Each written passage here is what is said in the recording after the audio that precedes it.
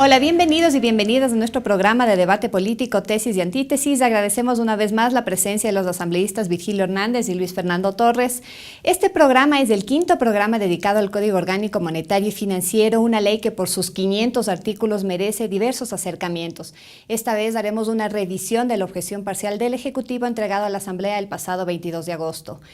Recuerden que llegamos a ustedes gracias a la señal abierta a la televisión legislativa Canal 42 en Quito, 22 en Guayaquil y 27 en Cuenca, o por la señal en la web en vivo asambleanacional.gov.es. También agradecemos la retransmisión de tesis y antítesis a la red de canales comunitarios regionales asociados SECREA y al portal de noticias Ecuador en Vivo. Aquí empezamos. En esta semana, la Comisión de Régimen Económico conoció ya la objeción parcial del Ejecutivo y será la encargada de emitir el informe para el allanamiento total o parcial, informe que no es vinculante. Vamos a ver primero un pequeño resumen respecto a la tramitación que ha tenido este código en la Asamblea Nacional. El jueves 24 de julio, el Pleno de la Asamblea Nacional aprobó el Código Orgánico Monetario y Financiero con 91 votos a favor, 22 en contra y 3 abstenciones. El proyecto de ley deroga 30 leyes, entre ellas la Ley General de Instituciones del Sistema Financiero y la Ley de Régimen Monetario y Banco del Estado, ambas consideradas íconos del modelo neoliberal. El código con más de 500 artículos contempla la restricción a la libre movilidad de capitales, la prohibición del uso de paraísos fiscales para la evasión de pagos de impuestos, la desprivatización de los sistemas de pagos y compensación, la transparencia de las operaciones crediticias o banca en la sombra, la aceptación unilateral y sin discriminación de la inversión extranjera directa. El pasado 22 de agosto, el presidente de la República envió a la Asamblea Nacional la objeción parcial al Código Orgánico Monetario y Financiero. El mismo contiene 56 observaciones, de las cuales 4 son de fondo. En el artículo 18 sugiere que el Consejo Consultivo de la Junta debe ser elegido por concurso de méritos de oposición, dirigido por el Consejo de Participación Ciudadana y Control Social.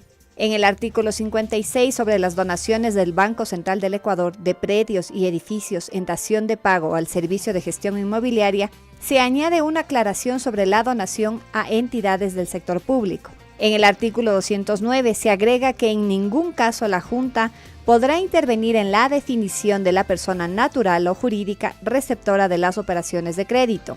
Finalmente, en el artículo 458, a criterio del Ejecutivo, las entidades asociativas o solidarias, cajas centrales y bancos comunales y cajas de ahorro no necesitan personería jurídica. Al parecer, 4 son los temas más relevantes en el veto asambleísta Hernández. Empecemos con usted. En el artículo 209, el Ejecutivo sugiere incluir el siguiente texto, me voy a permitir leer. En ningún caso la Junta podrá intervenir en la definición de la persona natural o jurídica receptora de las operaciones de crédito. ¿Cuál es su criterio al respecto? Bueno, en primer lugar, señalar que hay 56 observaciones. No creo yo que una sea más importante que otra. Lo que pasa que 4, lo que ha manifestado el propio presidente de la República, son las que de alguna forma se acordaron por la propia Asociación de Bancos Privados del Ecuador. Y paradójicamente, los medios de comunicación le han dado a esas decisiones o a estas observaciones un impulso inusitado, señalando que esto de alguna manera limita lo que la Asamblea realizó, cuando efectivamente lo que se hace es aclarar cómo en el transcurso del veto. En el veto tenemos 56 observaciones, la mayoría de ellas son efectivamente de forma, algunas aclaran, precisan, profundizan o hacen explícito lo que en el debate ya se decía. Tanto es así que el propio presidente de la República, cuando presentó estos acuerdos, estas discusiones con la banca, las dijo sin ningún problema. Aquí no se esconde las reuniones con la banca, ni tampoco los acuerdos. ¿Qué es lo que dice el artículo 209? Que además repite, o lo que hace es poner por escrito, lo que hemos dicho hasta el cansancio. Señalamos aquí mismo en estos programas que realizamos en varias ocasiones, yo dije que no iba a haber ninguna institución pública, ni la Junta, ni el Banco Central, ni ninguna institución del Estado le iba a decir a la banca a quién le corresponde prestar los créditos. Pero al parecer fue necesario hacer una aclaración. Mire, lo que pasa, y aquí esto es importante decir, que hay demasiados comentarios, había demasiada inquietud y por ello lo que ha hecho el presidente es poner de manifiesto lo que estaba implícito en el texto. ¿En el texto de qué se habla? Se habla de la posibilidad de direccionamiento a través de incentivos, a través de políticas, pero de una manera reiterada se había señalado, y creo yo que de la lectura del texto así se desprendía, que ninguna institución pública le iba a decir al banquero a quién prestar. Esto era efectivamente potestad de la propia banca. El presidente de la República lo ha puesto por explícito y creo yo que eso ayuda, abona a que no exista tanta incertidumbre como la que generaban estas voces de poder de los banqueros. En su conjunto, creo yo, es un veto que lo que hace es permitir una mejor comprensión de la ley. Hay algunos que han dicho que son demasiadas 56 observaciones, sin embargo hay que decir que estamos hablando de un código que tiene más de 600 artículos, por lo tanto no nos referimos ni siquiera al 10%. Bien, asambleísta Torres, en un programa anterior usted señaló que la Junta Política de Regulación Monetaria y Financiera es un monstruo de 6 cabezas. Con este cambio, con esta inclusión que hace el Ejecutivo, que sugiere el Ejecutivo, ¿mejora su concepción de lo que es la Junta? De las 56 objeciones hechas por el presidente de la República existen algunas necesarias y positivas que corrigen especialmente defectos de forma y en otras precisan el alcance de las competencias de la Junta. Pero la gran mayoría de objeciones se inscriben dentro de este modelo de corte estatista e intervencionista que está más allá de la regulación. Una cosa es la regulación y otra cosa es el intervencionismo. Con las 56 objeciones, las competencias de la Junta están intactas. La Junta no se ha debilitado. Ese monstruo de 6 cabezas está tan fuerte como en el proyecto original se lo concibió. Pero que le cortan las uñas, dicen analistas de oposición con esta... Bueno, usted se refería a una precisión que se hace en el veto para que los miembros de la Junta no puedan inmiscuirse, no metan las narices en las operaciones bancarias, financieras de las cooperativas en cuanto al otorgamiento del crédito. Ello está bien y no podía ser, digamos, de otra manera, porque pensar que bajo el pretexto de orientar el crédito, los miembros de la Junta podían establecer segmentos, porcentajes y estar de alguna manera vigilando las decisiones de los banqueros resultaba completamente inconcebible. El presidente en buena hora, que ha dicho que allá no van a llegar, sí van a orientar el crédito, entiendo que los representantes de la banca están bastante tranquilos con esta norma, pero en general que la banca, sus representantes estén tranquilos, no significa que estemos satisfechos los que luchamos en el país para poder tener una economía libre y no intervenida, como ocurre lamentablemente con el actual modelo que rige en el país. Por ello es que yo espero que se pueda votar veto por veto y así yo al menos podría votar a favor de algunos vetos y en contra de otros, pero si viene el paquete completo, yo desde ya anuncio que votaré en contra de las 56 objeciones en paquete. Muy bien. Asambleísta Hernández, otra de las sugerencias del Ejecutivo está en el artículo 18. Este sugiere que el Consejo Consultivo de la Junta se elija a través de un concurso de oposición en méritos dirigido por el Consejo de Participación Ciudadana y Control Social. ¿Qué es lo que se debe considerar en cuanto a esta observación? Mire, yo planteé en la comisión, y si es necesario lo voy a reiterar en el Pleno de la Asamblea Nacional, que con esta objeción se está desnaturalizando el sentido de la Junta Consultiva. ¿Qué es lo que dice ese artículo respecto de la Junta Consultiva? Que la Junta Consultiva pueda ser efectivamente un espacio en el que participen representantes de los distintos sectores, del sector financiero privado, de la economía popular y solidaria, puedan estar de los sectores productivos, de la academia, de la sociedad civil, y que puedan ser elegidos a través de un reglamento que la Junta tiene que emitir para el efecto. Creo yo ahí que el Ejecutivo está malentendiendo en este caso lo que se busca de la Junta y al plantearnos que sean elegidos a través de concurso de oposición y méritos por el Consejo de Participación Ciudadana y Control Social, se generan algunas dificultades. Por ejemplo, los miembros de esta Junta Consultiva pasan a ser empleados públicos, son empleados públicos, y entonces la pregunta que uno tiene es, ¿por qué el Estado tiene que pagar a los representantes del sector financiero privado, a los representantes de la economía popular solidaria o de los propios sectores productivos. Además, creo yo que le quita la flexibilidad de poder convocar a uno u otro según el tema que trate la Junta. Por lo tanto, creo yo que este Consejo Consultivo debería mantenerse como lo estableció la Asamblea, que pueda existir participación del conjunto de actores que tengan interés en algunas de las regulaciones y que la Asamblea, en ese sentido, se pueda más bien ratificar en el texto que surgió del debate y que surgió de la Asamblea. Me parece, creo yo, que en esto, lo he dicho, esto planteé yo en la comisión y lo ratificaré en el Pleno de la Asamblea Nacional. Creo que hay que dejar la posibilidad que de acuerdo a la temática que se trate, la Junta pueda convocar a uno u otro sector y no tengamos un ente burocrático que creo que no ayudaría a los objetivos que tiene planteada esta Junta. Asambleísta Torres, ¿usted ve algún riesgo en que sea el Consejo de Participación Ciudadana y Control Social el que elija el Consejo Consultivo de la Junta? Por supuesto. Si algún momento se reforma la Constitución, habría que desaparecer a ese Consejo que no tiene razón de ser. Es una institución postiza al constitucionalismo contemporáneo. El Consejo Consultivo previsto en el Código Monetario y Financiero no tiene ningún poder decisorio. Sus opiniones inclusive no obligan, está allí como un espacio simplemente para que determinados sectores que son objeto del Código puedan tener algún grado de participación o discusión.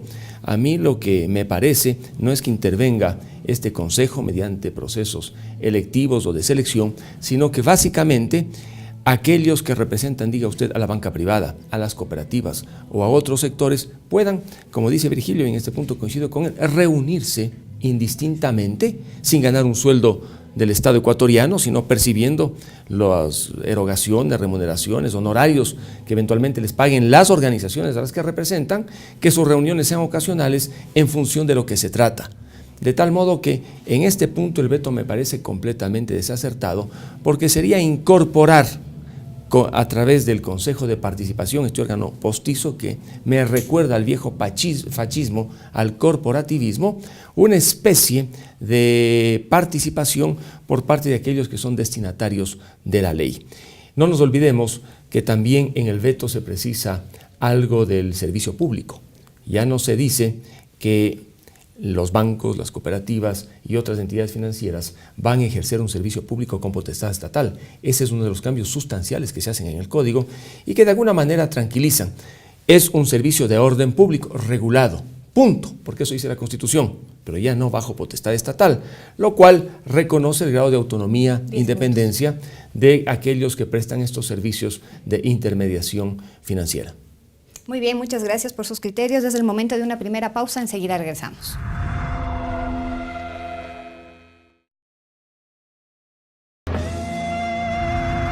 Estamos de regreso con su programa de debate político, tesis y antítesis. El tema de hoy, la objeción parcial del Ejecutivo al Código Orgánico Monetario y Financiero. Vamos a ver un poco qué es lo que dice la gente al respecto del veto y sobre los beneficios del Código Orgánico Monetario y Financiero. Que tomen muy en serio y en cuenta que qué es lo que están haciendo todos los banqueros. Sí, porque el feriado bancario nos afecta a todos los ecuatorianos. Sería una medida muy conveniente, así sabríamos a qué banco nosotros poner nuestros ahorros y así. Bueno, yo creo que parte de la política estatal es reformar ese viejo espectro que tenemos sobre los sistemas financieros. Sin embargo, para que esto tenga un buen impacto, lo primero que tiene que hacer es una explicación a la ciudadanía de cuáles van a ser los procesos que se van a implementar. Tiene que ver lo mejor que sea para el pueblo, porque el pueblo deposita en sus cuentas de ahorros mucha cantidad de dinero y con eso gira el sistema económico del Ecuador. Que a veces la banca también tiene mucho poder aquí sobre el país, ¿no? Que los banqueros rindan cuentas, pues sería fabuloso, ¿no? Porque uno de un crédito que uno hace le suben un interés, pero es espantoso. Por los créditos, por ejemplo, pues tienen que calificar y tanta vaina. Eso yo no estoy de acuerdo. Es que uno hace préstamo porque necesita. Claro, debería dejar tranquilo a los que tenemos unos reales. Yo diría que está bien. para que no ocurra lo que ocurrió en el pasado. Que mucha gente se quedó sin su dinero o no pudo realizar muchos sueños que tuvieron en su vida. Claro, tienen que rendir cuentas. Tienen que rendir cuentas porque si no, ¿cómo? Imagínense. O sea, estamos en una tierra sin Dios ni ley, pues. Ellos tienen que rendir cuentas para que el gobierno y todas las personas sepamos de qué están invirtiendo ellos nuestro dinero, porque es nuestro dinero.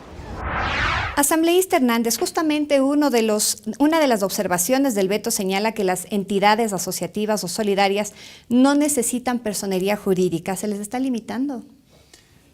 Ya en la comisión y luego en el pleno se presentó un debate, sobre todo en la comisión, respecto de que estas organizaciones de la economía popular y solidaria puedan tener personería jurídica y al obtener personería jurídica puedan ser objeto de control por parte de la Superintendencia de Economía Popular y Solidaria. Esto, luego de atender varias explicaciones de la propia superintendencia, era muy difícil porque efectivamente no es posible saber cuántas cajas comunales. Algunos hablan de que en el Ecuador aproximadamente podría haber más de 10.000. Por lo tanto, se señalaba que al ser instancias propias, organizativas de un sector, de una comunidad, de un barrio, era inadecuado que puedan pasar por el control de la Superintendencia de Economía Popular y Solidaria. Pero se dejó la posibilidad de que puedan obtener la personería jurídica y en función de esa personería jurídica también posibilitar su crecimiento, su desarrollo, su consolidación. Hay que dejar de pensar que la economía popular y solidaria siempre sirve para cosas pequeñitas y marginales. Hay que pensar que en algún momento las grandes construcciones, los programas de vivienda puedan ser realizados por la economía popular y solidaria. De tal manera que este es otro de los temas en los que yo en la comisión planteé mi criterio en el sentido de que es inadecuado que se les retire la personería jurídica. Vamos a ver finalmente qué resuelve la Asamblea, pero yo creo que esto es inadecuado, contradice estos objetivos de fortalecimiento de la economía popular y solidaria. Creería yo que la Asamblea es otro de los temas en los cuales debemos ratificarnos. Me parece que en el veto, lo vuelvo a señalar, hay cosas que precisan, que aclaran, otras que podrían ser objeto de ratificación, como este tema que he señalado. Pero, en todo caso, lo que hace es nuevamente volver a establecer la potestad del Estado. ¿Qué es la potestad del Estado? La potestad del Estado es la capacidad, efectivamente, de ejercer la autoridad del Estado para poder regular. Y esto es imprescindible, y creo que con el código se mejora la regulación para el sistema financiero, para el sistema de seguros, y eso beneficia a la ciudadanía. Muy bien. Asambleísta Torres, la misma pregunta. ¿Se está limitando a las entidades de la economía popular y solidaria al limitar su personería jurídica? Bueno, existen a nivel cooperativo, por ejemplo, grandes cooperativas que están o han estado ya sujetas a la superintendencia de bancos. En mi provincia, la de Tungurahua, están las cooperativas más grandes del centro del país que manejan millones de dólares debidamente administradas, pero también existen esta especie de cajas comunales a las que se refería a Virgilio. Por ejemplo, una junta de agua potable tiene su caja comunal, su caja, y a través de operaciones financieras presta a sus asociados, cobra préstamos pequeños, dinamiza la economía. Me pregunto yo, ese manejo financiero ¿va a estar sujeto al Código Financiero y Monetario? ¿Se va a requerir que la operación que realizan estas juntas, en unos casos de regantes, en otros de agua potable comunitaria, tengan personería jurídica o no? Pues yo creo que en este punto debe primar la economía libre. Si se han asociado, si ellos han encontrado un mecanismo para aportar, si ellos en definitiva con sus aportes pueden generar tales condiciones económicas y financieras para hacerse préstamos, que lo hagan, que lo hagan. Pero si tenemos allí a las autoridades de control y exigimos que este tipo de operaciones se realicen a través de una entidad que tenga personería jurídica, pues al final serían ilegales las operaciones que ellos hacen y que permiten, en definitiva, no solamente un modo de vida de subsistencia, sino también de producción, porque muchas de estas personas reciben el dinero para poder realizar una actividad productiva menor. De allí entonces que mi llamado sería a respetar la gran autonomía de estas organizaciones pequeñas a otras de mayor magnitud, indudablemente que se las tiene que tener bajo control. Pero como me refería antes, lo importante es el cambio que se hace sobre el tema del servicio público. Se deja que las actividades financieras sean servicios de orden público regulados por el Estado, pero se elimina esta palabrita potestad estatal que tanto temor generó a quienes operan en el sector financiero ecuatoriano. Muchas gracias, asambleísta Hernández. Ahora explíquenos el veto respecto al artículo 56 y sobre las donaciones del Banco Central del Ecuador. No, yo creo que eso está bastante bien. Es otra de las cosas que efectivamente se hace. Se prohíbe que pueda haber donaciones que del Banco Central a instituciones privadas, y eso es absolutamente correcto. Yo vuelvo a insistir, se han tomado del veto 4 de las observaciones que fueron de alguna manera motivo de discusión con la banca. Y en todas ellas lo que hace es simplemente aclarar lo que ya está escrito, pero no se cede, y esto me parece importante, no se cede a las pretensiones inescrupulosas que fueron planteadas por la Asociación de Bancos Privados. No se les concede, por ejemplo, el 10% de descuento del impuesto a la renta, no se les concede ni se les autoriza la posibilidad de que puedan sacar el 40% de su patrimonio afuera, no se establece ni se cede frente a la pretensión de que los fondos de liquidez tengan que ser depositados solo en instituciones internacionales. Creo yo que en ese sentido hay coherencia con lo que venimos señalando. Y es necesario, vuelvo a insistir, la potestad no es otra cosa que la autoridad. Y en este sector es cuando más autoridad hay que tener. ¿Por qué? Porque estamos frente a un sector poderoso, que así existan regulaciones, cuando puede, viola esas regulaciones. Miren, yo tengo aquí todos estos documentos, toda esta documentación. Una investigación que realizamos por varios meses de cómo el Banco del Pichincha despide a trabajadores que tienen 11, 12, 10, 49 años, 14 años. ¿Por qué? ¿Con qué objetivo? Para evitar pagar la jubilación patronal. ¿Y qué hace? Despide intempestivamente, pero crea un artificioso bono, y con ese bono lo que se hace es perjudicar a trabajadores que llevan, en algunos casos, incluso décadas trabajando para el Banco del Pichincha. Esto obviamente se les hace firmar a los trabajadores un desahucio para hacer aparecer que es voluntario, pero realmente se está generando un despido intempestivo, perjudicando en miles de dólares a los trabajadores del Banco del Pichincha. Cosas como esas, existiendo regulación, pasan. Por lo tanto, aquí en el sector financiero, más que en ningún otro, la autoridad del Estado tiene que mantenerse. Asambleísta Torres, usted en varias ocasiones ha reiterado que se elimina la potestad estatal. Sí, en el concepto de servicio público, en el proyecto original, se decía que es un servicio público de potestad estatal. Pues esto generó discusión y han eliminado la palabra potestad estatal. Inclusive, en el veto hay una discusión sobre lo que se conoce como servicio público propio y servicio público impropio. Y se ha catalogado a las entidades financieras como prestadoras de un servicio público impropio sui generis. Sui generis. Esta precisión es interesante porque de algún modo pone ciertos límites a los avances desmedidos del Estado a nivel conceptual y práctico sobre lo que debe entenderse como servicio público. Pero en cuanto al veto presidencial, indudablemente que dicen 4 temas son los trascendentes, yo diría que sí. Por ejemplo, aquel veto que impide que los recursos del Fondo de Liquidez se inviertan en bonos emitidos por el Ministerio de Finanzas y además establece responsabilidades para aquellos que tomen decisiones sobre inversiones del Fondo de Liquidez. Es interesante, pero no resuelve el problema, porque la deuda pública interna del Ecuador no solamente se expresa en bonos del Ministerio de Finanzas, también se expresa en certificados de tesorería y otros papeles. Significa la objeción que sí van a poder invertir en cualquier otro papel que no sea bono del Ministerio de Finanzas. Deja abierta esa posibilidad el Código Financiero y Monetario, en todo caso bajo responsabilidades de aquellos que tomen la decisión. Al menos a mi persona no me satisface el veto en este punto. De allí que yo estimo que en general los vetos, algunos necesarios, importantes, como aquel, por ejemplo, que aclara la realidad y vigencia de las facturas comerciales negociables. Yo dije en el debate que al derogarse la ley de la seguridad financiera, quedaban en el limbo esas facturas. Afortunadamente en el veto queda todo claro y esas facturas se mantienen en pie. Vamos a hacer una nueva pausa y enseguida regresamos con tesis y antítesis.